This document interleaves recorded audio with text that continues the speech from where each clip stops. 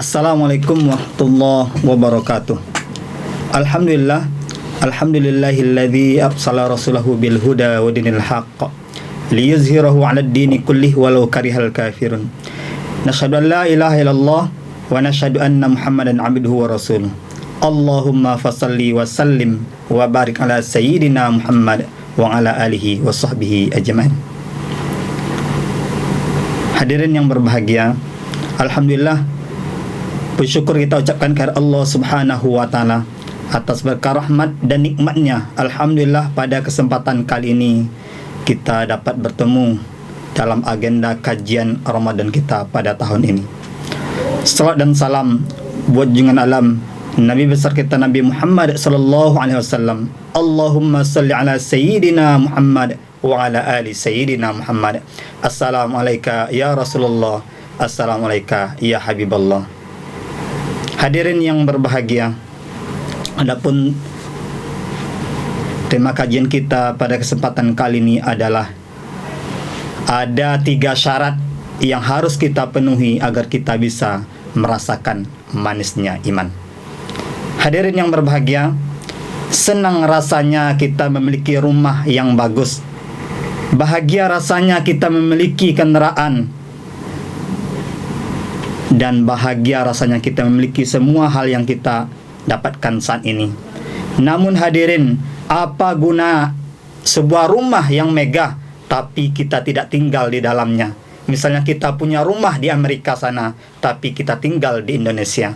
Apa gunanya kita punya mobil tapi mobil tidak pernah kita naiki, tidak pernah kita kendarai?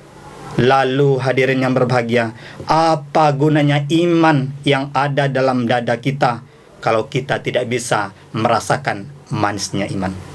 Oleh sebab itu, apa yang bisa kita lakukan? Apa syarat agar kita bisa merasakan manisnya iman tersebut? Rasulullah sallallahu alaihi wasallam di dalam hadisnya mengatakan, "Thalathun man kunna fihi wajada halawatal iman." Ada 3 hal di mana seseorang apabila ada 3 hal ini, maka ia akan merasakan manisnya iman. Hadirin yang berbahagia, apa itu? Yang pertama adalah ayyakunallah wa rasuluhu ahabba ilaihi mimma siwahuma. Bahwasanya Allah dan Rasulnya lebih ia cintai daripada selain keduanya. Masyaallah muslimin yang berbahagia, cinta kita kepada harta tentu, sayang kita pada keluarga, ya pasti.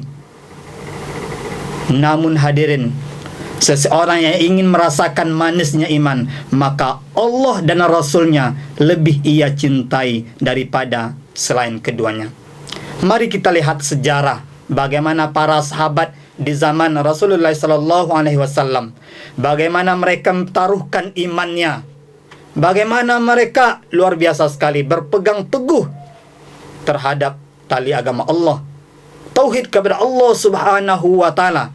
Bagaimana ancaman dijemur di terik matahari, bagaimana mereka ditimpakan batu yang besar di perutnya untuk mensyirikkan Allah Subhanahu wa taala. Namun mereka luar biasa sekali bahwa mereka lebih cinta Allah dan Rasulnya daripada yang lainnya.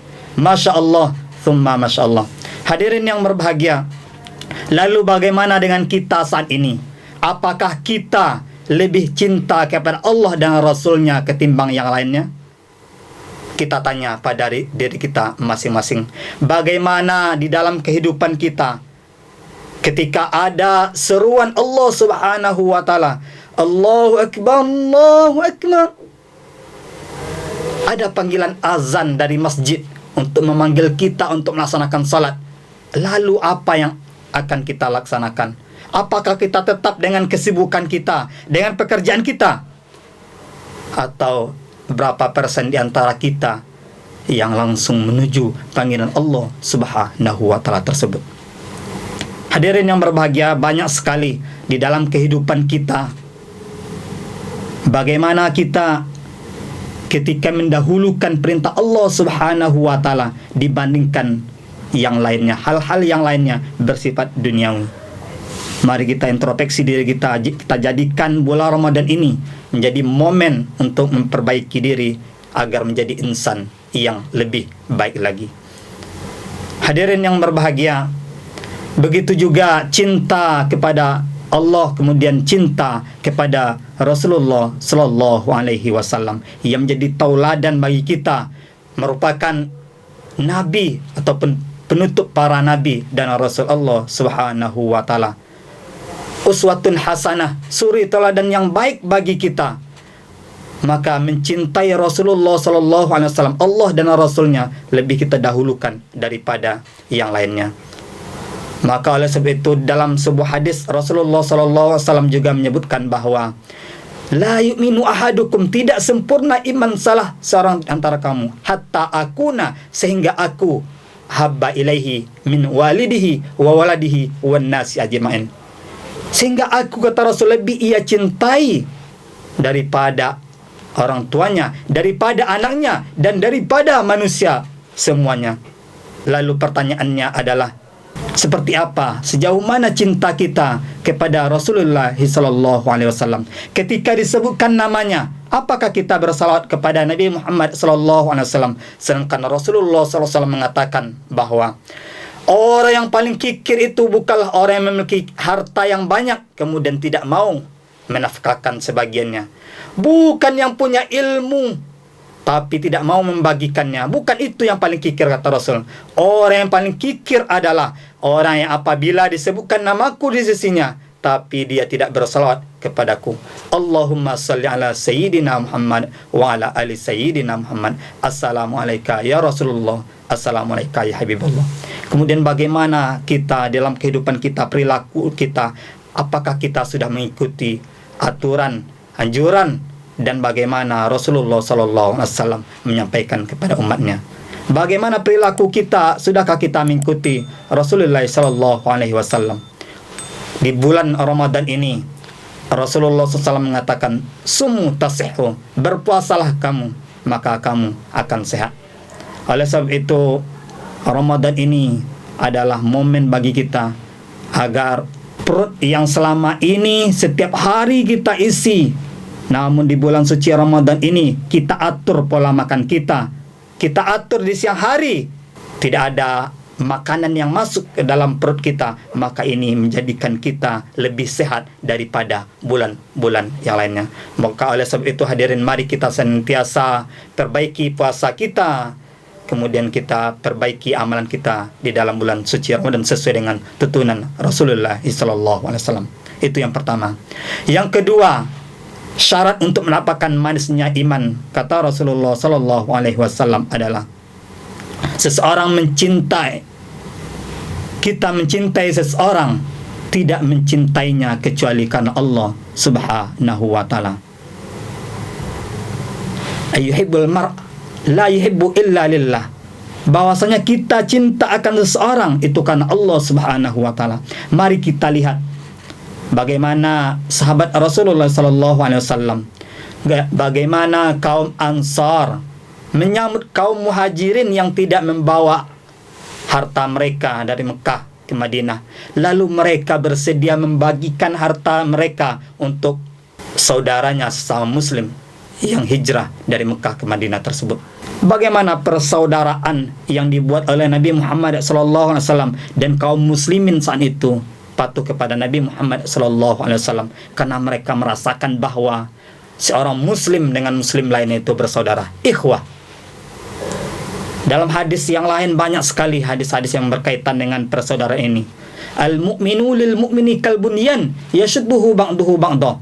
Seorang mukmin dengan mukmin lainnya itu bagaikan satu bangunan, menguatkan antara satu dengan yang lainnya. Bahkan dalam hadis yang lain dikatakan kal jasadi wahid, bagaikan satu tubuh. Kalau kita kita sakit kepala, maka yang lainnya ikut merasakan sakit. Tangan malas untuk bergerak, kaki malas untuk melangkah, pikiran malas untuk berpikir, mata malas untuk melihat dan lain sebagainya. Ini adalah bukti bahwa semua anggota tubuh kita itu merupakan satu kesatuan. Begitu pula hendaknya kita sebagai sesama muslim bahwanya kita adalah bersaudara, satu tubuh. Ada satu yang sakit, maka kita merasakan kesakitan itu sebagai seorang muslim. Masyaallah muslimin yang berbahagia, oleh sebab itu kita cinta seseorang, benci seseorang karena Allah Subhanahu wa taala. Bukan karena dia kaya, bukan karena dia ini, itu, dan lain sebagainya, tetapi karena Allah Subhanahu wa ta'ala. Maka mari kita pupuk persaudaraan kita, cinta kita dengan saudara sesama muslim, niatkan karena, dan semuanya itu karena Allah Subhanahu wa ta'ala. Masyaallah muslimin yang berbahagia, yang ketiga ini adalah bagaimana tentang, ya kalau yang pertama, yang kedua tentang cinta, maka yang ketiga ini adalah tentang benci. Bagaimana seseorang itu benci kembali kepada kekufuran. Ayyauda ilal kufri kama aikrahu ayyukzafa finnar. Bahwasanya ia benci kembali kepada kekufuran sebagaimana ia benci dimasukkan ke dalam api neraka. Hadirin yang berbahagia, setiap kita punya masa lalu. Maka sebagai seorang muslim, jangan terpaku terhadap apa yang pernah kita lakukan zaman dulu, tetapi kita menatap masa depan yang lebih cerah. Kemudian kita benci kembali kepada kekufuran yang pernah kita lakukan di zaman dahulunya. Bagaimana kita mungkin melakukan syirik kepada Allah Subhanahu wa ta'ala dahulunya, kemudian kita benci kalau kita kembali kepada kekufuran. Bagaimana bentuknya? Sebagaimana kita benci dimasukkan ke dalam api neraka. Oleh sebab itu, bagaimanapun kita, banyak hal yang kita lakukan di zaman dahulu, kekufuran, kemaksiatan yang kita lakukan di zaman dahulunya, maka mari kita bertaubat kepada Allah Subhanahu wa ta'ala dengan taubatan nasuha dan optimis menggapai cita-cita kita di masa yang akan datang. Kemudian optimis kita selalu beribadah kepada Allah Subhanahu wa ta'ala, dan optimis insyaallah masuk surganya Allah Subhanahu wa ta'ala. Amin amin ya rabbal alamin. Hadirin yang berbahagia, oleh sebab itu jika kita ingin mendapatkan manisnya iman sebagai buah dari keimanan yang kita miliki saat ini, maka kita laksanakan 3 hal tadi. Mencintai Allah dan Rasulnya lebih daripada yang lainnya. Mencintai seseorang hanya karena Allah Subhanahu wa ta'ala. Kemudian benci kita kembali kepada kekufuran sebagaimana kita benci dimasukkan ke dalam api neraka. Terima kasih. Syukran. Kita tutup dengan membacakan doa kafaratul majelis. Subhanakallahumma bihamdika nasyhadu an la ilaha illa anta nastaghfiruka wa atubu ilaik. Wassalamualaikum warahmatullahi wabarakatuh.